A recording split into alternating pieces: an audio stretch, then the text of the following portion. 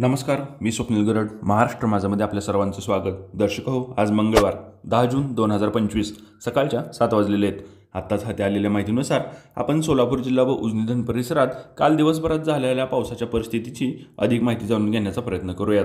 दर्शक हो, काल दिवसभर सोलापूर जिल्हा व आसपासच्या परिसरात तुरळक ते मध्यम प्रतीच्या पावसाची नोंद झालेली आहे. काल दिवसभरात संपूर्ण महाराष्ट्रात 3 मिलीमीटर एवढ्या सरासरी पावसाची नोंद झालेली असून सोलापूर जिल्हा व उजनी धरणाच्या परिसरात काल दिवसभरात 4.2 मिलीमीटर एवढा सरासरी पाऊस झालेला आहे. असं असलं तरी दौंड येथून उजनी धरणामध्ये येणाऱ्या पाण्याच्या विसर्गामध्ये मोठी घट झालेली असून काल जवळपास 5,500 क्युसेकच्या विसर्गानं दौंड येथून उजनी धरणामध्ये पाण्याची आवक होत होती. त्या आवकमध्ये आज सकाळी 7 वाजता जवळपास 1,000 क्युसेकची घट झालेली असून आत्ताच हाती आलेल्या माहितीनुसार दौंड येथून उजनी धरणामध्ये 4,519 क्युसेक्सच्या विसर्गानं पाण्याची आवक होते. दौंड येथून उजनी धरणामध्ये येणाऱ्या पाण्याची आवक घटली असली तरी उजनी धरणाच्या पाण्याच्या पातळीमध्ये संत गतीने वाढ होते. आताच हाती आलेल्या माहितीनुसार उजनी धरणामध्ये एकूण 82.82 TMC एवढा मृत पाणीसाठा जमा झाला आहे.